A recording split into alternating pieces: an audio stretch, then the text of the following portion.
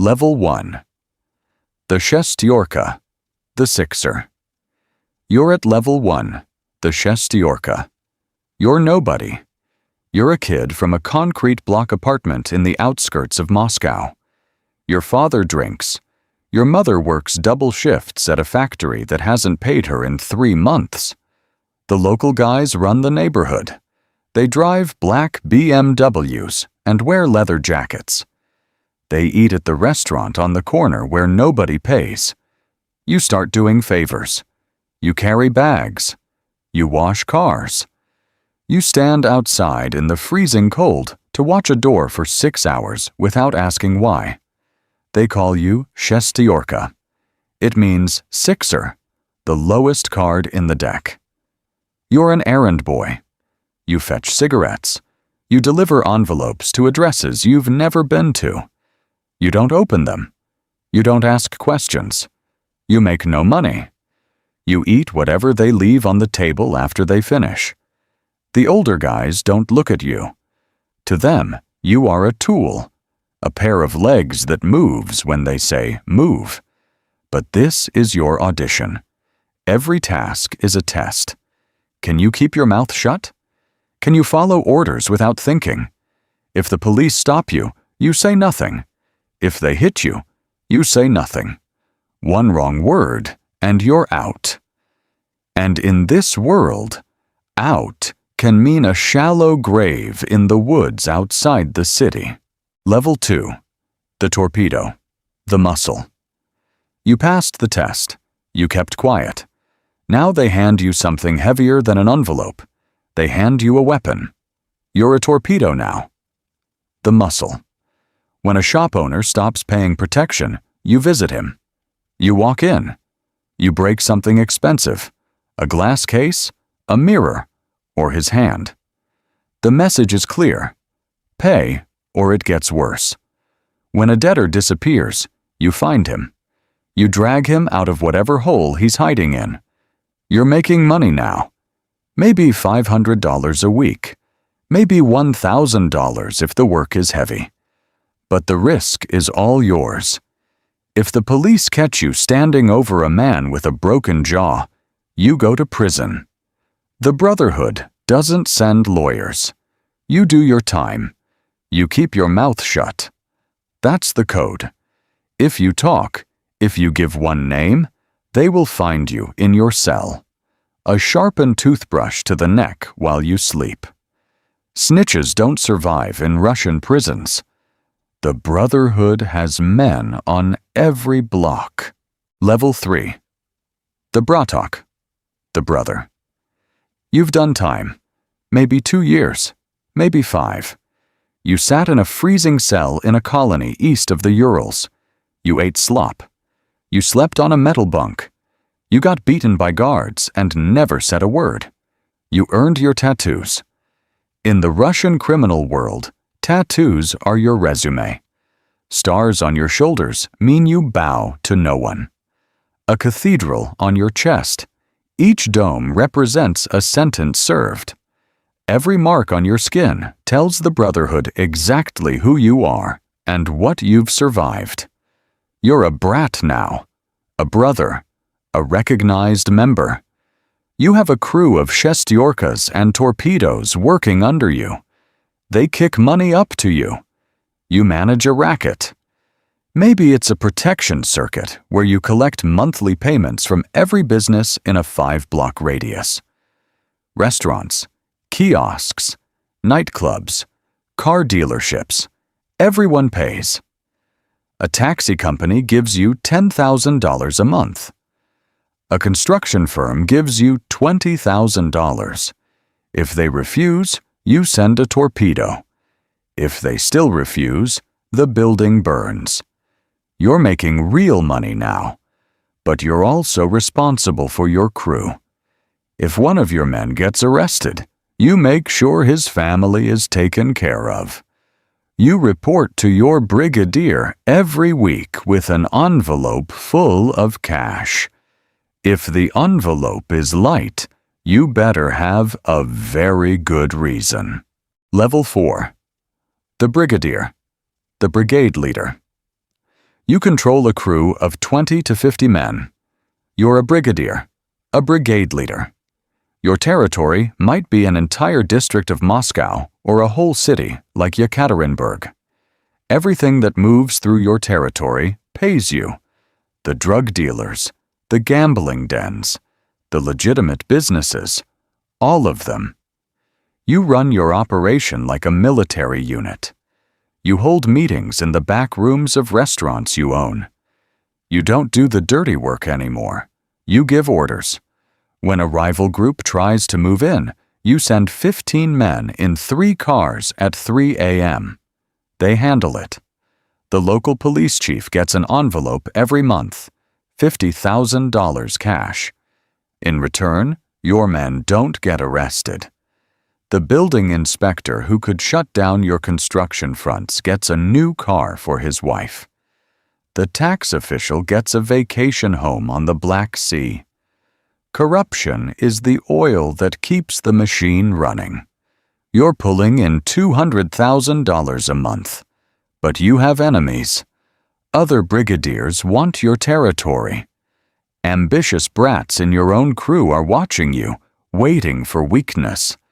And the FSB, Russia's Federal Security Service, is building a file on you. You change your phone every 3 days. You never discuss business indoors. You walk in parks and whisper. Level 5. The Avtoritet. The authority. You're an Avtoritet, an authority now. You control multiple brigadiers. Hundreds of men answer to you. Your criminal empire generates tens of millions a year. But you've learned something important. The real money isn't in protection rackets or drugs. It's in business. You own construction companies that win government contracts. You own banks that launder money through real estate. You sit in a high-rise office in Moscow.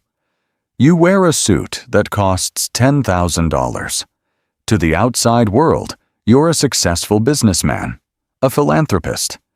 You donate to charities. You shake hands with politicians at galas. But behind closed doors, you control the underworld. A war breaks out between 2 brigadiers. You settle it. A rival group from the Caucasus tries to expand into your territory. You sit down with their Avtoritet in a restaurant in Sochi. You pour wine. You smile. You explain that this territory has been spoken for. If they're reasonable, you cut them in on a small piece. If they're not, the conversation ends differently. You've killed people, not with your own hands for years, but with a phone call, with a nod, with silence. In Russia, silence is the most dangerous language. Level 6. The Khaznachi, the treasurer. Not every path goes through violence. You are the Khaznachi, the treasurer. You manage the obshchak, the common fund. Every member contributes. Every racket, every business, every heist sends a percentage into the obshchak. You control millions. The fund pays for lawyers when brothers get arrested. It pays for families of men doing time. It pays for bribes, weapons, and operations. You decide where the money goes. That makes you one of the most powerful and most vulnerable men in the organization. You know every account, every shell company, every offshore deposit. If you steal from the obshchak, you die. No trial, no second chance. A man in Vladivostok once skimmed $200,000 from the fund. They found pieces of him in 4 different dumpsters. But if you manage it well, you are untouchable. The Brotherhood needs you more than you need them. You are the one who turns blood money into beachfront property in Cyprus. Level 7. The Sovetnik, the counselor. You don't have a crew. You don't have a territory. You have something more valuable. You have the ear of the boss. You're the Sovetnik, the counselor. When the boss is about to start a war, you're the one who says, "Wait." When two autoritats are tearing each other apart over a deal gone wrong, you mediate. You understand the law. You know which judges can be bought and which ones are untouchable.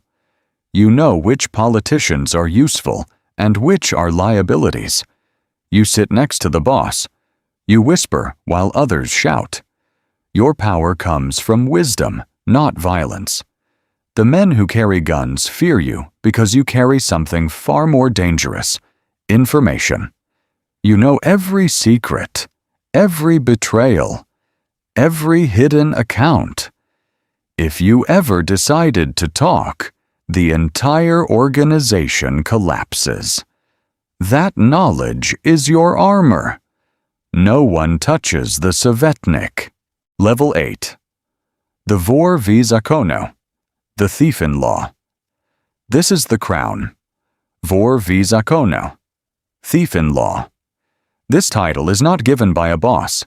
It is bestowed by other Vori in a ceremony that dates back to the Soviet gulags. You must have served significant prison time. You must have lived by the thieves' code your entire life. You have never cooperated with authorities, never held a legitimate job, and never served in the military. Your life belongs entirely to the criminal world. The coronation happens in a room full of existing Vori. They examine your history, your tattoos, and your reputation. If even one Vor objects, you are denied. But they don't object. You are crowned. You are now part of the highest criminal aristocracy in Russia. There are estimated to be only a few hundred Vori in the entire world. You don't run a territory, you are above territory. You are an arbiter. When criminal factions go to war, they come to you. You sit in a villa in Turkey or a hotel in Dubai, and you decide who is right. Your word is final. You live by the Vorovskoy Zakon, thieves' code. You cannot own property in your name. Everything belongs to the Brotherhood. You carried no weapon. You need none. Your name is the weapon. A single phone call from you can mobilize hundreds of men across 3 countries. Level 9. The Pakhan, the boss of bosses. You are the Pakhan, the boss. You sit at the top of an empire that stretches from Moscow to London, to New York, to Tel Aviv. Under you are a Sovetnik, a Khaznachi, avtoritets, brigadiers, brats, torpedoes, and shestyorkas. Thousands of men, billions of dollars. You control ports. You control politicians. You control entire industries. You are a ghost. Your name doesn't appear on any document. Your face doesn't appear in any photograph. You communicate through layers of intermediaries. You haven't spoken on a phone in years. Your meetings happen on a fishing boat in the Baltic, in a private room in a bathhouse in St. Petersburg, or in a parked car in a forest outside Moscow. You have everything: mansions, yachts, and accounts in Switzerland, and you have nothing. You cannot trust anyone. Your underboss wants your seat. The FSB wants your head. Interpol has an entire unit dedicated to you. You sleep in a different location every night.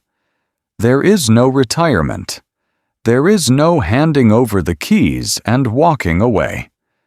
You will sit on this throne until someone puts a bullet in you, or the state drags you into a cell where you'll rot until your heart stops. Somewhere in Moscow, a kid from a concrete block apartment is washing a black BMW in the freezing cold, hoping someone will notice. The cycle never ends.